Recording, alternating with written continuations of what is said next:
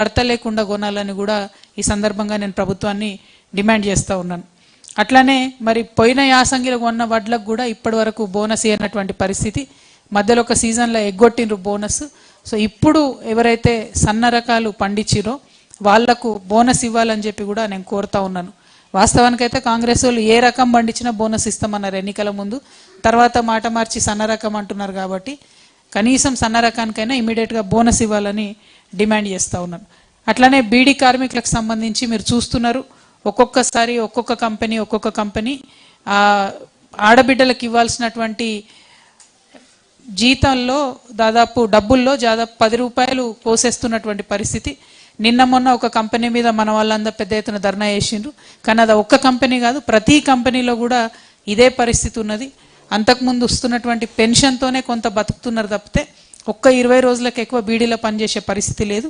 So దానికి సంబంధించి మరి తక్షణమే ఈ జిల్లాలో ఉన్నటువంటి మన నిజామాబాద్ జిల్లాలో ఉన్నటువంటి కాంగ్రెస్ నాయకులు అదేవిధంగా బీజేపీ ఎమ్మెల్యేలు ఉన్నారు, వాళ్ళందరూ కూడా కలిసి కొట్లాడాలని చెప్పి సందర్భంగా డిమాండ్ చేస్తున్నాం.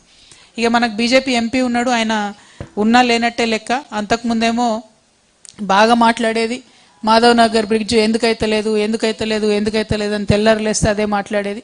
ఇప్పుడు 2 ఏళ్ళు అయిపోయింది, బీఆర్ఎస్ పార్టీ అధికారంలోకి పోయింది. ఈ 2 ఏళ్లలో మళ్ళీ అరవింద్ గారే ఎన్నిక కాబడ్డారు. మరి ఇంతవరకు మాధవ్ నగర్ బ్రిడ్జ్ అట్లనే ఉన్నది, ఎక్కడ వేసిన గొంగడ అక్కల్లాగా. మరి అప్పుడు అనేటోడు అరవింద్ గారు ఇక్కడ కే ట్యాక్స్ నడుస్తుందని. నేను ఇవాళ అడుగుతున్నా, ఇప్పుడు ఏం ట్యాక్స్ నడుస్తుంది అరవింద్ గారు? మీ ట్యాక్స్ నడుస్తుందా? ఎందుకోసం ఇంకా మాధవ్ నగర్ బ్రిడ్జ్ పనిచేస్తలేదన్న విషయం మీరు చెప్పాలని నేను డిమాండ్ చేస్తున్నా. మీకు చిత్తశుద్ధి ఉంటే ఫస్ట్ మీరు ఇమీడియట్గా మాధవ్ నగర్ బ్రిడ్జ్ కోసం ధర్నా చేస్తారా? రేవంత్ రెడ్డి ఇంటి ముంగడ కూర్చుంటారా? మోడీ గారి ఇంటి ముంగడ కూర్చుంటారా? వెంటనే అవి తీసుకొచ్చి బ్రిడ్జ్ కంప్లీట్ చేయాలని డిమాండ్ చేస్తున్నా. ఇక రెండో విషయం, బీసీల బిల్లు ఏదైతే పెండింగ్ ఉందో ఫస్ట్ అరవింద్ గారు రాజీనామాతో శ్రీకారం చుట్టండి.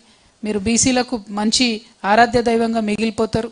మీరు రాజీనామా చేసి మీ మొత్తం 8 మంది ఎంపీలతోని రాజీనామా చేయించాలని చెప్పి నేను అరవింద్ గారిని డిమాండ్ చేస్తూ ఉన్నా. మీరు రాజీనామా చేస్తే బీసీ బిల్లు ఖచ్చితంగా నడుచుకుంటూ వస్తుంది.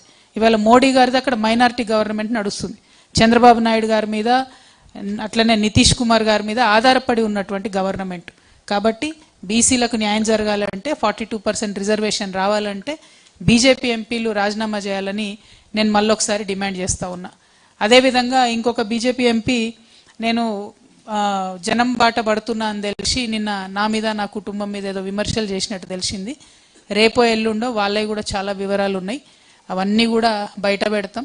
మీరు చేసిన అవినీతి ఏంది, ఏం జరిగింది, వివరాలు లెక్కలు పత్రాలతో సహా ఎవరైతే ఎంపీ గారు నా మీద నా కుటుంబం మీద లేనిపోని ఆరోపణలు చేస్తూ ఉన్నారో వారి వివరాలన్నీ కూడా పత్రికా ముఖంగా బయట పెడతామని ఈ సందర్భంగా తెలియజేస్తున్నాం. మరి వాళ్ళ అసలు జాగృతి జనం బాట అనే కార్యక్రమం ఎందుకు చేపట్టాల్సి వచ్చింది అనేటటువంటి అంశం గురించి మీకు ఒక 2 నిమిషాలు చెప్పాలి.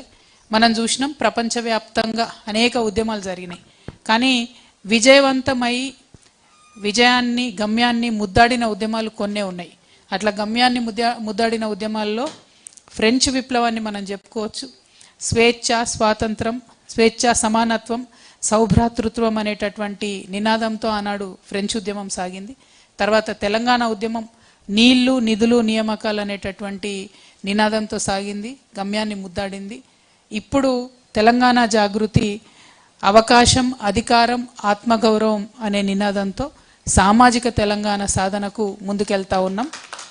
అవకాశం, అధికారం, ఆత్మగౌరవం అంటే వచ్చేటటువంటి అన్ని అవకాశాల్లో అందరికీ వాటా ఉండాలి, అధికారంలో అందరికీ వాటా రావాలి, ఆత్మగౌరవంతో కూడినటువంటి అభివృద్ధి జరగాలి అనేటటువంటి నినాదంతో ముందుకెళ్తా ఉన్నాం. అంటే ఇది ఎక్కడో ఏదో అర్థం కాని కాన్సెప్ట్ ఏం కాదు. ఇవాళ విద్య ఉంది, నిజంగా అందరికీ అందుబాటులో ఉందా? ఒక్కసారి మనం ఆలోచన చేసుకోవాలి. ప్రభుత్వము ఫీజు రియంబర్స్మెంట్ పే చేయకపోతే అత్యధికంగా నష్టపోతున్న వర్గాలు ఎవరు? ఒక్కసారి ఆలోచన చేసుకోవాలి. ఈ ప్రభుత్వం వచ్చి 2 ఏళ్ళు అవుతుంది. కాంట్రాక్టర్లకు డబ్బులు ఇస్తారు కానీ ఫీజు రియంబర్స్మెంట్ ఇస్తలేరు. అడగంగా అసెంబ్లీలో కూడా చెప్పారు, మేము ప్రతి నెల ఇస్తాం. ఆఖరికి బడ్జెట్ స్కూల్ మేము బంద్ చేస్తామని చెప్పి చెప్పాల్సిన పరిస్థితి వచ్చింది. అయినప్పటికీ కూడా ఇంకా ఫీజు పే చేయనటువంటి పరిస్థితి. దీనివల్ల నష్టం అన్నిటికన్నా ఎక్కువ బడుగు బలహీన వర్గాలకు జరుగుతుంది, ముఖ్యంగా మా ఆడబిడ్డలకు జరుగుతుంది. ఖచ్చితంగా స్కూల్లో ఫీజు అడిగితే మగపిల్లలకు ఫీజు కడతారు, ఆడపిల్లలకు ఫీజు కట్టకుండా ఇంట్లో కూర్చోబెట్టే పరిస్థితి ఉంటుంది. నేను రేవంత్ రెడ్డి గారిని మళ్ళీ డిమాండ్ చేస్తున్నా, తెలంగాణ భవిష్యత్తు తరాలకు, ఆడబిడ్డలకు, చిన్నపిల్లలకు